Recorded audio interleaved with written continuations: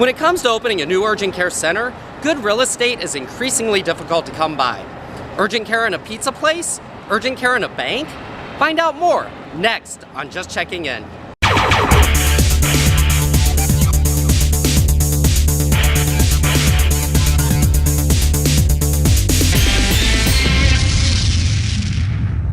Good evening, this is Alan Ayers and I am just checking in from Central Pennsylvania.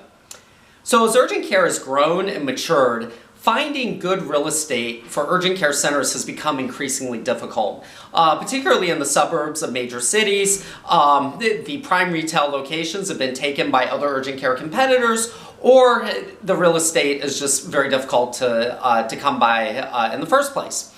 Over the last 10 years, we've noticed several trends.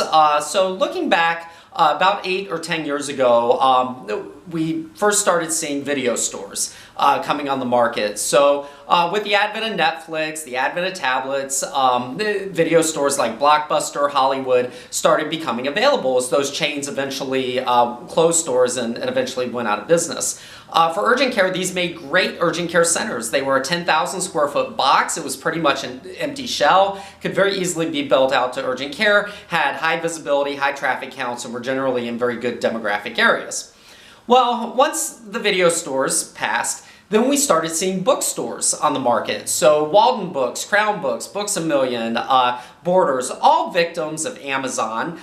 Slightly larger boxes, in some cases as large as 30,000 square feet, but they could be broken up into an urgent care center and typically near your big box retail or your regional malls, again with high visibility, ample parking, and good signage. Then after bookstores, we started seeing banks come on the market. Banks are a little challenging. The actual square footage in a bank is often beneath what is required for urgent care. So for urgent care, if we're typically targeting 3,000, 3,500 square feet. Some bank branches are as small as 2,500 square feet. You have a drive-through to contend with. But I would say probably the biggest challenge with banks, because banks do tend to be street-facing, they tend to be freestanding, they tend to have good signage, they tend to have good ingress and egress, particularly for their drive-through. So overall the location of a bank is good, but there are actually some challenges with the configuration of the building. The way bank branches have been built, at least in the last 20 years, is that all of the traffic, all of the footsteps, once you enter the front door of the bank, are really focused towards the teller station or that main counter in the bank. So one of the challenges with the layout of a bank is that you do tend to see large open spaces that kind of lead to this teller station. It leads to a configuration that can be difficult to configure and build out for urgent care. The other challenge with banks is that there tends to be a lot of windows, a lot of glass. And that can be difficult in building out urgent care if you need to have a ring of exam rooms and those exam rooms need to have privacy. But apart from those challenges and the fact that there's a drive-through that would either for aesthetics need to be torn down or filled in to avoid the building looking like a former bank branch, banks can be compelling locations for urgent care centers as well. And with all the bank mergers we've seen in recent years, there's certainly an ample number of banks available on the market. Now, most recently, we're starting to see a restaurant chain with stores available, which is Pizza Hut. Pizza Hut has transitioned from a dining room model to more of a takeout carry-out model that's located very small square footage, like 1,500 square feet. So they're closing the restaurants, moving into 1,500 square feet in the strip center to offer carry-out and take-out services or delivery services, and they're doing away with their historic freestanding buildings, which again, on a square footage basis, may be a little large for urgent care, but certainly visibility, signage, traffic access, and parking make these Pizza Hut locations prime locations for urgent care.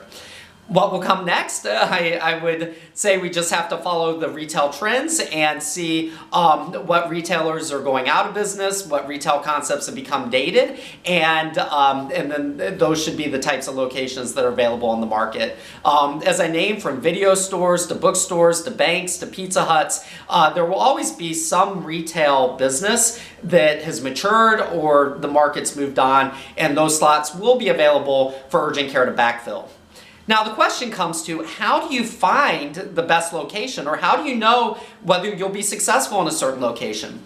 Well, at Practice Velocity and Urgent Care Consultants, we are in the unique position of having built an algorithm based on the performance of nearly 1,000 urgent care centers, where basically any dot on the map we can look at and identify how many visits per day that center would see, assuming marketing in place, urgent care contracts, strong providers flow, and a range of services. So with that predictive algorithm, we can look at entire markets where you might previously have thought there's no opportunity. We can identify underserved areas, areas that have no urgent care, areas that are prime for urgent care. And in many cases, we're finding that the opportunity zones are falling a little beyond where people have historically looked in the suburbs. We're seeing more and more opportunity in secondary markets and rural areas.